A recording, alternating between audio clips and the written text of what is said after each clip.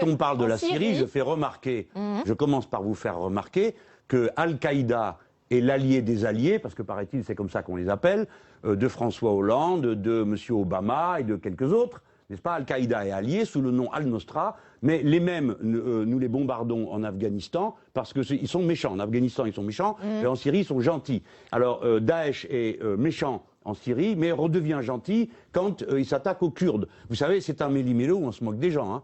Que se passe-t-il là-bas? Toutes les grandes puissances ont les doigts dedans. Et les principaux financeurs de la région, c'est-à-dire Qatar, Arabie Saoudite, Turquie, qui sont les grandes puissances du coin, la grande puissance, et Iran.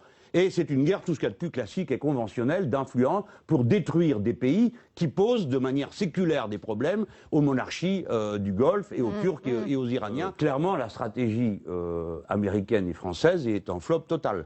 Parce que Daesh, qu'on devait contenir à un endroit, se retrouve à l'autre. Je vous signale que la dernière fois qu'on les combattait, c'était en Irak. On les retrouve là, donc c'est un échec total. Et on est censé les avoir frappés je ne sais combien de fois en Irak. C'est curieux, ces gens résistent aux bombes avec une vigueur inouïe. D'accord? Bon, les voilà en Syrie. Maintenant que les voilà arrivés en Syrie, on recommence la même comédie. Tout ça n'a débouché sur rien. Les Russes sont arrivés, et que voit-on? À peine arrivent-ils, se donnant pour objectif de frapper Daesh, y parvenant avec un certain succès, qu'ils se font reprocher de bombarder les opposants et la population civile. Les opposants. C'est notamment ce que dit aujourd'hui une ONG, hein, qui sur le nombre si de c'est personnes... une ONG, doit-on la croire pour autant? Mais pourquoi pas?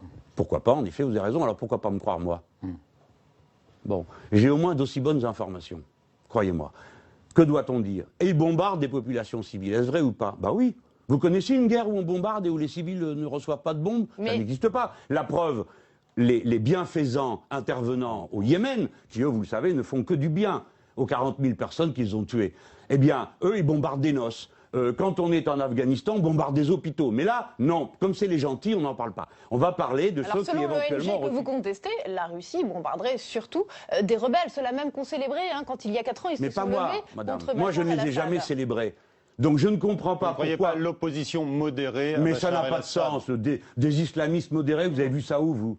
Oui, ça existe, à part dans vos canards. Ça n'existe pas. Sur le terrain, c'est sauvage comme les autres. Dans la bouche de nombreux dirigeants occidentaux, ça existe. Oui, ça existe. Suivant les mois, ça change. Je viens de vous dire à l'instant que les modérés, c'est Al-Qaïda. Il n'y a même pas 2 mois, on les traitait de terroristes. Et on les bombarde en Afghanistan. On se moque du monde.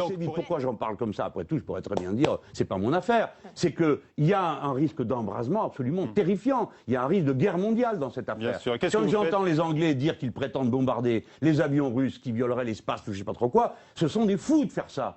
Il ne faut pas faire ça. Il faut maintenant s'asseoir à la table, discuter, et on discute avec les gens qui sont là. Bachar el-Assad. Mais écoutez, c'est pas ça la question que vous devriez me poser. Responsable du massacre de son peuple, je le dis. Oui, bien sûr.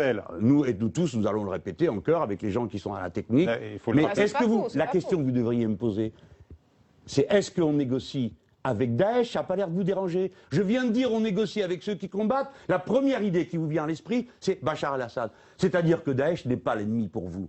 Pour vous tous, l'ennemi essentiel, vous ne savez même plus pourquoi, c'est Bachar el-Assad, et vous pensez que l'objectif prioritaire, c'est de le faire tomber à n'importe quel prix. On n'a pas dit ça. Eh bien moi, je ne suis pas d'accord pour qu'il tombe à n'importe quel prix. Je suis pour qu'il s'en aille et pour qu'il ait un gouvernement d'union nationale. Mais il s'en ira quand les circonstances seront réunies pour que ce soit un accord honnête. Sinon, vous aurez la Libye bis. C'est ça que vous voulez? On a compris. Heureusement, vous avez compris ça. La solution dans ce genre de situation est rarement militaire. Tout le monde le sait. Si la situation était militaire, nous devrions connaître la paix, le bonheur et la joie en Libye, ainsi qu'en Irak, ainsi qu'en Afghanistan. Et là-bas, partout, nous avons défendu des grandes causes très intéressantes, très intelligentes. Le résultat au prix d'un chaos indescriptible, de souffrances épouvantables et de flots d'immigrés dont vous savez tous que ces pauvres gens fuient quelque chose que plus personne ne comprend.